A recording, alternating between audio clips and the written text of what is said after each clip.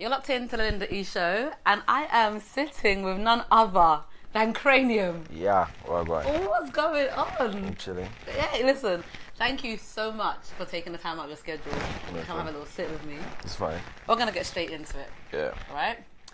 The tour. It's been an amazing tour, you know. It's been very good, a very successful tour, to be honest.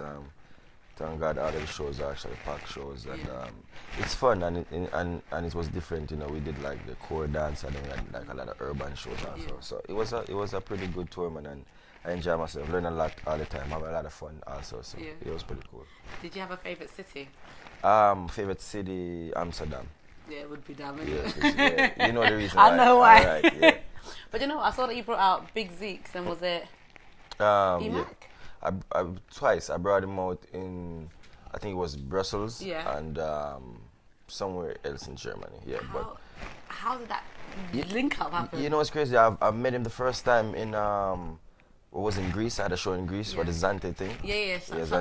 Shut down, and I met him, and it was just pure vibes. And he's very cool with some of the people that I'm cool with, like Bunny and those people. So it was a fun vibe, and the guy is very cool, and you know, whole entire team they're cool. And it's a vibe. We got them guys. We do like them guys. Yeah.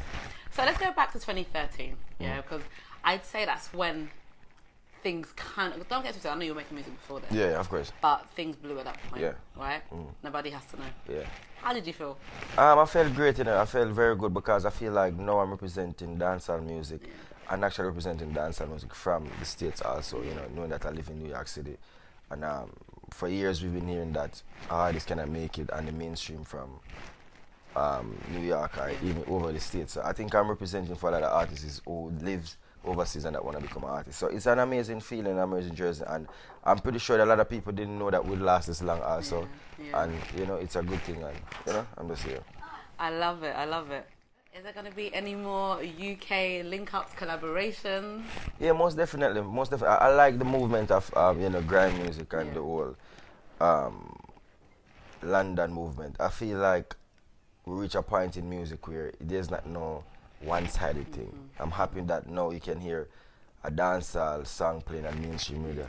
You could hear like, you know, a grime song at any minute. You could hear an Afrobeat. You know, I like the movement of like old music is growing for people who's in this island and on other side outside of America itself, and tearing down Europe also, because I was in Europe and I hear a lot of grime music, I hear a lot of Afrobeats, a lot of dancehall. So I feel like it's an amazing thing, and I'm happy to be alive now, to be a part of it, and you know, put in my little 2 cents, because as I said, I love it a lot, man, and the grime thing with over here, I'm looking forward to do more. You know, I did the Culture Funds, I had registered the tour and a record also, so next year's gonna be dope, man. I have some ideas too, what I wanna do. So you're gonna give me any exclusive ideas? Not necessarily that, but I will say that I definitely at least 3-4 next year, 100%. Hey, but hold on, when is your next body of work coming out?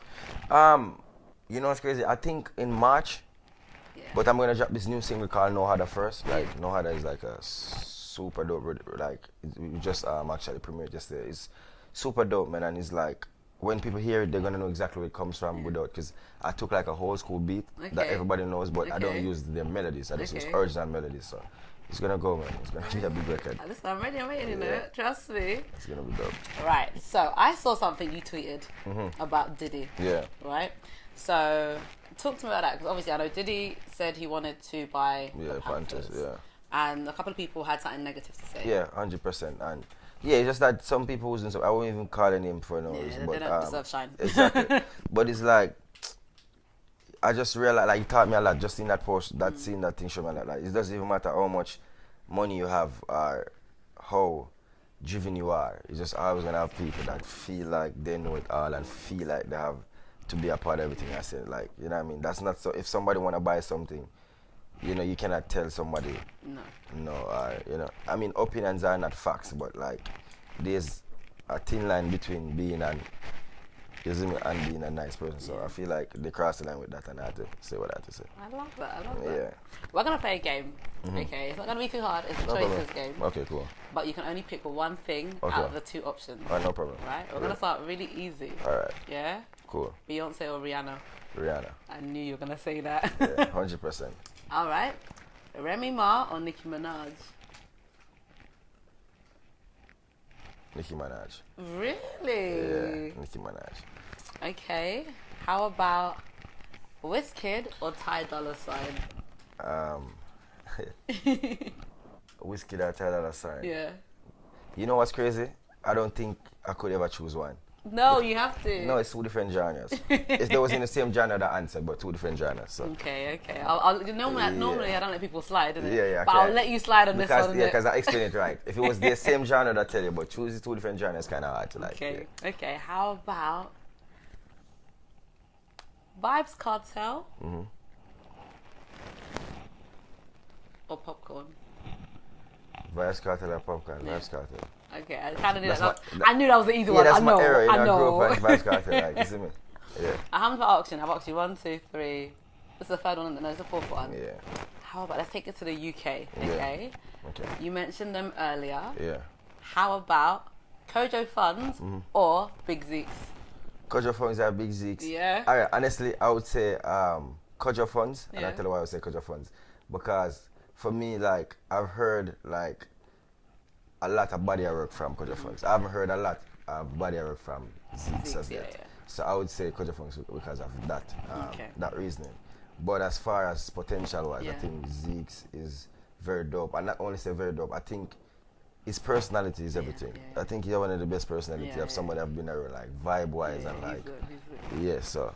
Alright, final one, right? You can only perform one of these two songs of yours for the rest of your life, right? Lifestyle or Nobody Has to Know? Lifestyle. That's the one. You know I'll pick that anyway. You already know. It's too motivational.